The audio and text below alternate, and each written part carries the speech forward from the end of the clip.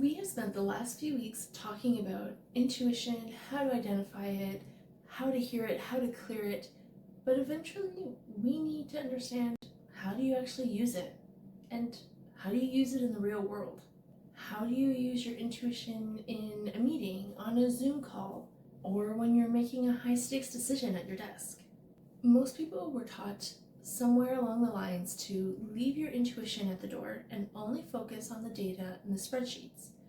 But some of the most successful people I know rely on their intuition at work, in the office, on a daily basis. And if they can use it as a secret weapon, then you can too. So today I am showing you how to bring your inner guidance into your professional life in a way that is effective, practical, and totally normal. The biggest hurdle to using your intuition in a professional setting is the language. If you go to a colleague and say, "I have a vibe about this," it's probably not going to go over very well. But your intuition isn't just a random vibe, it's a shortcut or a breadcrumb. Your brain and your support team are picking up on micro signals, a slight change in someone's body language or tone. It's picking up on cues that your conscious mind hasn't even processed yet. So when you get that physical receipt or that sudden poof of knowledge enter into your mind, don't treat it as just a random thought. It's not a mystery. It's a data point, and it's something for you to investigate further. Because it's really not magic. It is your intuition and your body working at a faster rate than your logical mind.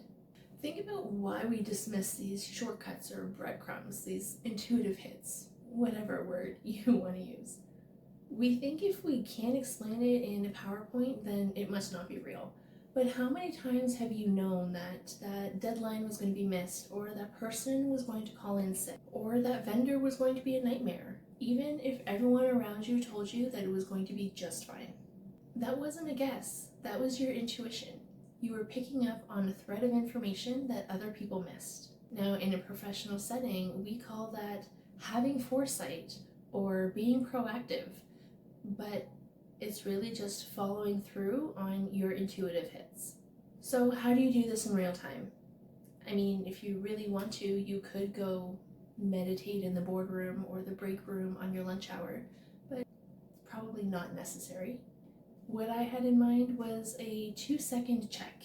It's something that you can literally do while you are sitting at your desk, because usually you need answers right in the middle of a task or a project. So this 2-second check is literally just pushing your chair back from your desk. That physical shift away from your screen and your desk is enough to break that logic loop. And while you're in that space, you do these two things. The first one is quick scan. While you are reading that email or listening to that presentation, do a quick check-in.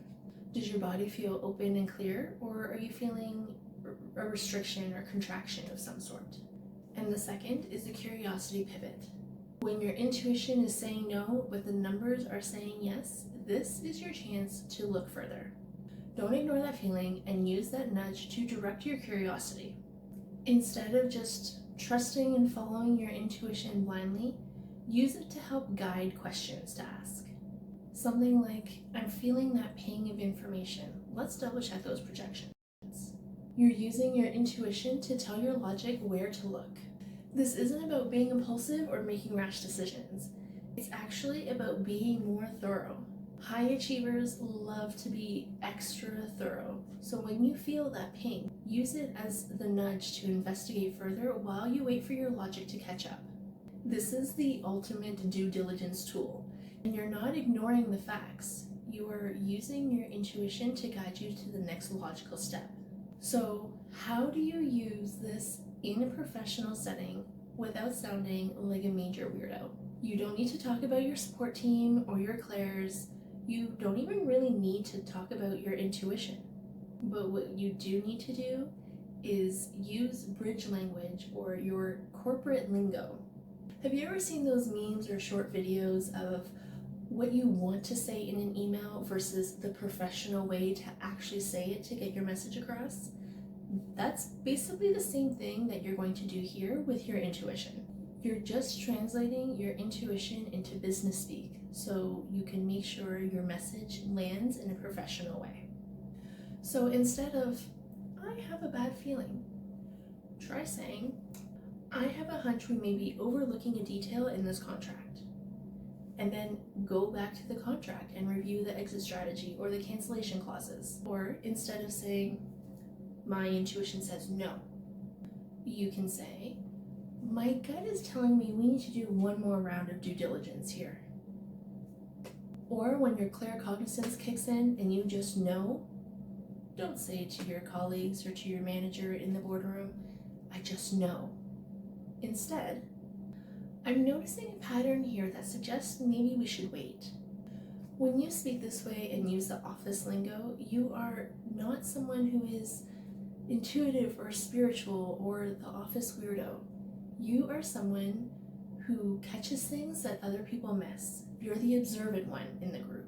When you start using your intuition this way, you stop working on projects that end up failing and start using shortcuts that help make your work life easier. If your environment is making it hard for you to hear these intuitive nudges, then try doing the connection audit in the Revive Your Intuition workbook. This is a workbook specifically designed with tools to help you tune in to your intuitive knowledge and develop these skills further. You can find the link to this workbook in the description box below. I'm Amanda, the Intuitive Wife, helping you make the spiritual practical. Thanks so much for watching, and I'll catch you in the next video.